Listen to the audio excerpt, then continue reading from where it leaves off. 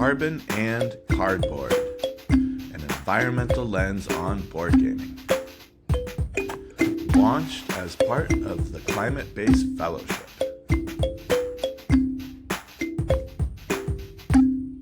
Welcome to our second episode of Carbon and Cardboard. We're going to try to take some of the ideas that we had in our first episode and apply them to actually playing a game of Daybreak, which is a pretty neat game, very topical, but also with some really neat game mechanics underneath it that really have surprised me, honestly. So let's do our introductions again first, just so everybody knows the voices. I'm Scott Kennedy. I'm in San Francisco, California. And I'm Josh Book. I live in Pasadena, California, a little further down south. I'm Nathaniel Grainer. I'm in Brooklyn, New York. Hi, I'm Audrey Woodward. I'm from Atlanta, Georgia. And yeah, I didn't call that out the first time, but this is a project that we are starting as part of the Climate-Based Fellowship. So the first time we talked a lot about making board games a powerful way to communicate certain ideas relevant or adjacent to climate science. We brought in a bunch of educational theory. We talked about our own experiences, and we came up with a few things rather than expecting ideas to sort of magically just come forward while we explore this game. Let's see what happens if we focus in on one aspect. Nathaniel, if you want to start us off with this idea that is larger than this game in particular, but that you felt like really showed up here.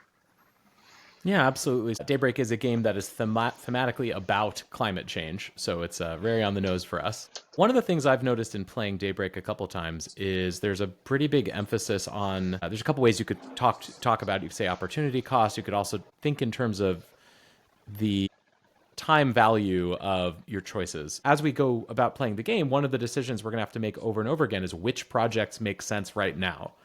And constantly trading off projects that might have a better short-term benefit for projects that over time might be worth more because we can do them over and over again, or because they'll become more powerful over time.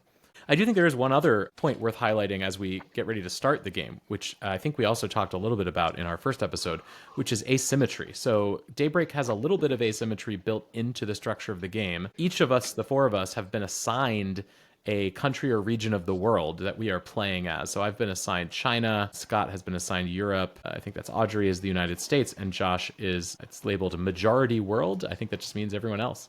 And if you notice, each of us has a different starting situation. So China has a large population that grows quickly, a certain constellation of existing emissions, a certain energy profile of mostly dirty energy, and certain resiliences that we have, a social resilience and an infrastructure resilience, but no ecological resilience. Contrast that, for example, and we also have an existing crisis, community in crisis. Contrast that with the United States, which is Audrey's player, which starts out with a much smaller population that grows more slowly, less energy overall, it's also pretty dirty, a different set of emissions, and ecological resilience and infrastructure resilience, but no social resilience. So each player has a different starting situation as well as a different growth rate. And that will be pretty important as the game continues. And this majority world, you can see, it's everyone else. So there's a lot of people and they're growing quickly and they have a lot of emissions and they have a lot of crises. I love it. Feel like I got the best one. So we play a round of this before failing because America leaves the table, which make of that what you will. But notice before she does, Audrey, who is playing America, calls me out on a couple of decisions I make early on that probably would have cost us the game anyway. Okay, great. Let's get started then. I think the first thing that we do here is vote on the global project we want to start with, right? My initial take on this is that we're choosing between... If you have 2 or 3 of this social resilience symbol in the stack, you draw 1 card. If you have 4 or 5 of them in the stack, you draw 2 cards. If you have 6 or more in the stack, you draw 3 cards. One of the game mechanics I found really interesting in this game is building these little machines.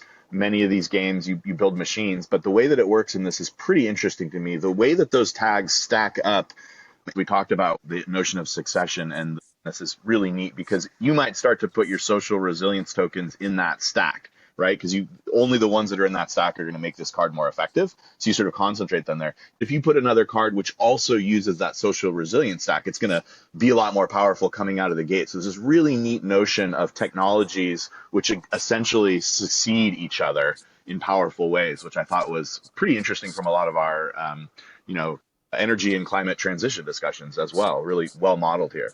So Why don't we lock in our global project choice so we can start the Yeah, let's first do round? it. Let's get going. So we need everyone's got to hit lock on their vote. All right. There you go. All right, so now we've each been dealt a hand, and we can all see each other's hands and each other's projects. And one interesting thing about this game is we play at the same time, and we all just keep you keep going till you decide your turn is over. Generally, that happens when you're out of cards in your hand or out of projects you can use. But kind of we can just each get to work looking at our own cards and think about what we want to do. Now, we did pick that solar project, and I noticed that I do have one card with solar. I know I voted for it, and now note that I do not. I also don't have any solar. A lot of mine has to do with kind of people and movement. So like a plus house, +1 on the house means like my population is increasing. Yes. And at the end of each round, you need to make sure that the amount of electricity you are generating is at least as high as the number of population you have. Oh. That's total electricity. It doesn't have to be from either source. But of course, dirty electricity is going to generate emissions, and those are bad. Okay, I'm going to do a time value of action decision. I think. I feel like getting rid of the dirty energy is certainly useful, but kind of only at the beginning of the game. And we didn't choose the one where that was such a huge deal. Whereas building up this ability to arbitrarily give people any of the 3 stability tokens seems like it's going to be powerful the whole time, especially when we get into crisis mode. Does anybody need any stability options yet? I still only get to give 1. Right. I'm going to give Audrey a social resilience token. Thank you. Oh, And cool. what does that do for me? So those 3 resilience tokens, when bad things happen in basically 3 broad categories: social unrest, ecological problems, and infrastructure problems, they basically are like armor. They will prevent the impact of some amount of the bad things happening. Okay. Okay, and then I guess I have a question maybe y'all could help me with. I have a card that's methane removal, and if I get rid of 2 cards, I guess it's getting rid of 1 carbon block per. Would it be a good idea to put that on top of my clean energy R&D? Just because then I'm Yeah, so the adding challenge more. with that methane removal card is it's just a very expensive cost each turn to use it. So like 2 Yeah. cards from your hand, that's just a lot. The other thing is it's a temporary, so you're removing the emissions you're removing are from your personal emissions when we calculate them each round. What we're not doing is removing emissions that are already out on the board some other. For example, if you plant trees, then every round those trees absorb emissions. Whereas here, to get this benefit, you're going to have to pay 2 cards every round to get the benefit. So that's the trade-off there. You'd have to decide if it's worth it. I would focus on cutting emissions more. You've got your clean electricity plant stack. You'll get to add to that stack, so it'll get faster and faster over time. I would say you probably want to focus on cutting emissions if you can, if there's a way to do it. So I guess I can do it here with my hydrogen power factories, but I'm not sure exactly what this is telling me that like for every +1 on the house. You'll decarbonize 1 industrial emissions. You've got you have quite a few of those. You have 6 industrial emissions, so cutting those would be good. But each time you use this project, it will increase your population by 1. Mm-hmm. Which increases your energy needs. And your energy needs already grow. Your energy needs already grow quite quickly. Your energy needs grow 3 per turn. Scott, if you don't mind me asking, for your local projects, why did you put reforestation behind carbon tax dividend? Or, why are they? Yeah, probably for no good, not for great reasons. I didn't have a bunch of other cards to power up the deforestation one. So it's choices that you make. You pursue one technology, and it comes at the expense of other projects, which is, I think, familiar to everybody looking at the climate world. And I think it's one of the things this game does really well. You can't. It's always a choice, right? Okay, thank you. Yeah. Yes, this nuclear seems very valuable, but I can't do it yet. And it's only valuable if it goes on a stack that has 2 policy cards and a social card and more nuclears. So I think that this game is very opinionated. I know they've tried to make things accurate.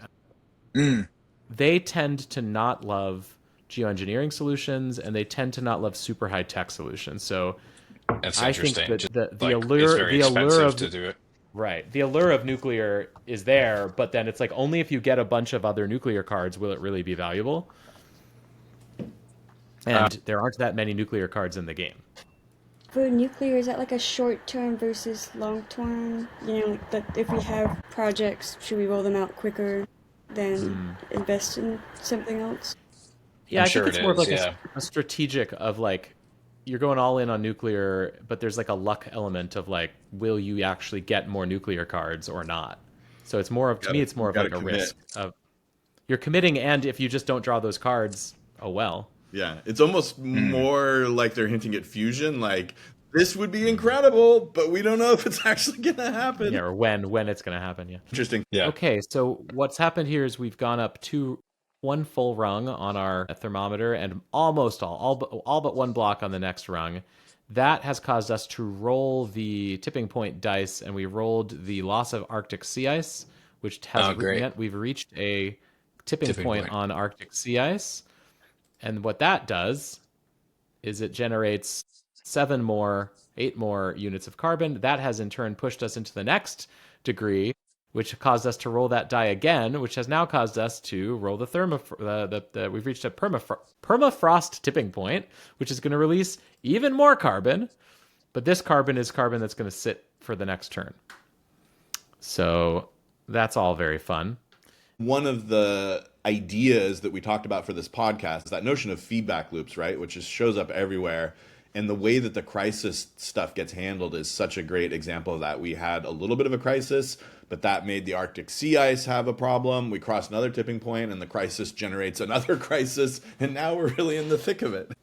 Yeah. And now I'm being forced to sacrifice things and discard things. Absolutely. And keep in mind, this is one of the only times in the game where you actually can discard things. So this is the only way often if you don't like which project is in front, you can change what project's in front somewhere. Unfortunately, I think I have to hop out. I don't know what that's going to do to the game. All right, well, Thank you good so much luck. for being Thanks, here. guys. We are not well on our way to winning, I'll say that. Yeah, I'm pretty screwed. I felt like I really laid into preparing the audience for that eventuality. One of these days we're going to win it and just be like, wow, we are the best at climate. We win. Yeah, I mean, I do think that one interesting aspect of this game, talk about time value of cards. The starting condition of the game is that we're emitting 80 units of carbon and sequestering 40, which means unless you reduce your carbon or can do things like plant trees, we're going to have 40 units of carbon on that first turn. And we actually had 39, which is what took us one full band and almost a second band. We rolled the die for that first band. We had a tipping point. It released more carbon. So now we're 2 bands up. So that first term is pretty catastrophic. Yeah. I feel like if your starting situation is such that you can reduce a lot of emissions on that first turn, that's really powerful. Yeah. And I think it's so neat. Like you can see that in the game mechanics, and it is such a reflection of things that we've heard about, right? Like from the Project Drawdown Start people early. of like, hey, I don't care if this is going to be the best technology ever in 10 years. It is worth more to do something simple to reduce emissions now because I get that 10 years of reduced emissions. And you can just see that in the game. Right, because each round, the emissions you reduce, that's not just 1 point for this round. It's another point next round, another point next round, another point next round. The earlier you reduce emissions, the overall number of negative points from those emissions goes away. But unfortunately, the cards we were all dealt just did not allow us to do very much emissions reductions on that first turn. So now we're going to see if we can even continue playing without Audrey. one entire region of the world has fallen off. And it's the U.S. How appropriate. The Like, U.S. is no longer at the It's table. the the 2020. U.S. didn't come to COP. This is incredible. Good role playing, everybody. And scene. I think we, I think we literally cannot continue. We can't continue without the United States. How sad. How sad. Yeah. But narratively solid. Narratively ironic. Just to sort of recap, we saw a really big feedback loop trigger pretty early on. And I think Nathaniel, you were pointing out that a lot of that was that we had a lot of emissions and dirty energy pretty early on, and weren't able to do much about it that very first game. And Well, that's yeah. To get more specific, on that first round, we ended up with a net carbon of 39. Now, each of these bars takes 20. So this bar filled up with the first 20, and then we had 19 on the second bar. When you fill up a bar, you have to roll the die here, and you move up on one of these tracks. Some of the tracks have an immediate crisis, some of them don't. We happened onto a track that had an immediate crisis. Tipping point, I guess they're called. And the particular tipping point we got was one that contributed carbon immediately, which meant that because we were sitting at 19 out of 20 here, that immediately pushed us into the next band, which forced us to roll that die again. So that was a particularly unlucky course of events. But if we had been able to cut our carbon by, because we cut it by 1, if we'd been able to cut 8 more carbon on that first round, which is achievable with 4 players, then the first tipping point wouldn't have pushed us over that threshold. And so we would have not had a second tipping point on the same turn. Yeah, I think that was really interesting. What else did we want to call out? There was some really neat stuff with the succession mechanics. We saw the choices being made. If you're gonna, pursue one technology, it has impacts on others. And we saw the interesting impact of the regions, right? We saw that Joshua started the game out with a very different set of immediate concerns and abilities, and that was really interesting to see play out. Yeah, I mean, I saw some interesting stuff here around, I had this card that should have helped me get a lot of solar, but it just didn't. And so my solar bet really kind of went nowhere. Meanwhile, I also was trying for nuclear, which also didn't go where I wanted it to. But this is an interesting point. This has happened to me every time I've played the game. With each round, you need to make sure your total electricity is at least as high as your energy demand from your population. And it's very tempting to want to just start building renewable energy, which is good. You need renewable energy. But that does nothing to cut your emissions. Yeah. And do you remember, just to tie that back into some of the climate stuff we've talked about, do you remember that big simulation, it's the wonderful simulation of global policy and all that interlocked systems? En-ROADS? And one of the things the En-ROADS, yeah, which was we should do a whole show on that, because I just fascinated by that. But the thing that I remember really blowing me away was her using it to demonstrate exactly that. She was like, okay, everybody, what do you want to do? Let's build lots of green energy. Great. And we ramp up all the clean energy. We're generating solar. We're doing all the right things. And then she's like, yeah, check it out. In 2050, you are still in the tank. Why? Because exactly what you were just saying reflected in this game. You're still generating all that dirty emissions, and it's just not enough to add green capacity, because people will want to use all the capacity that's there. So if you're not getting rid of the dirty capacity, right, it's just going to keep getting used. Well, and this is a really important point too, that this is exactly what is currently happening in planet Earth, is that we've reached this really cool point in the transition where we are actually starting to generate huge amounts of renewable energy just in the last couple of years even. And this was actually, there was just a report out in June or July of this year that for the very, very first time, the absolute emissions of coal went down. Or maybe it was renewable versus fossil. I'll have to look at what the exact report is. Maybe I'll bring it up right now so I can say something intelligent. But up until now, we've only been adding renewable energy, and yeah, maybe we're adding more renewable energy than adding fossil energy. But regardless, if you aren't fossil energy, then you aren't reducing emissions. Yeah. Gosh, I continue to be impressed with how it's not like the game is sort of saying, oh, here's what we know is true about the climate. It's just built into the mechanics that all this stuff that we've been talking about and learning about. I mean, it's not shocking. They went and did their research, but it's still really interesting to see how you could come to this game not knowing or caring anything about climate. But if you wanted to play the game well, you end up having to think about the fact that you can't just build green capacity. You've got to get rid of the old dirty capacity. It's wonderful. It's really interesting. Yeah, I think all the mechanics and the balancing mechanics of it are really serve it well. You just can't like focus in one specific direction, and then the asymmetry of it, that every region is, is starting with its own set of circumstances, some more challenging than others. I'm I'm curious if for every starting condition that players are set up with, there is a winnable set of choices that people can make. Yeah. I suspect this game is complex enough that there's no way to actually mathematically calculate that from a practical standpoint. Hmm. There's so many cards and they can be stacked up in so many different ways that the game tree is pretty expansive here. Hmm. It's not like chess where there's two players and each one's making one move per turn. Yeah. Yeah. It's interesting to think about. I mean, it is just big data. It's not complicated data, right? I could imagine playing with maybe a limited number of players, and you could just enumerate all the possibilities and Monte Carlo it out. It'd just be hard to do, period. You'd need, I suspect it very high is computation power. computationally fraught. Yes. And how many emissions are we willing to put in the atmosphere to calculate that?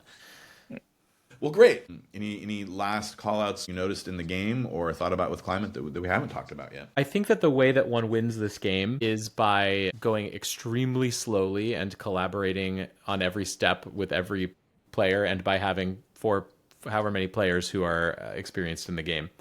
Yeah. I think it requires all of those things. Well, maybe not the experience component. That's just another slowdown. If you don't have that, it's going to take a long time to get everyone ramped up.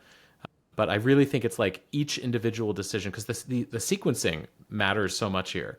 What order you do things in matters. If you do something before someone else needs it, it's like there's opportunities to optimize every little individual tiny move in this game. And so that coordination, I think, is probably, unless you get very, very lucky on cards, it probably requires just very careful consideration and coordination. If you were playing it in person, there's some physical components that would actually help a little bit to make things more clear, whereas the digital version, you have to notice that that's there and like, oh, that's what that is. I think in closing, it's really amazing at teaching some of these climate ideas. It's got some amazing game mechanics. It is very hard, but it's fun. The engine building, the mechanics in how the card stacks work and the different symbols interact with each other and the different game flows, feedback with each other is really neat. It's a genuinely fun game, even if it's difficult. I won't even say that it's hard. It's complex. There's a lot of bits to learn about, but they all make sense.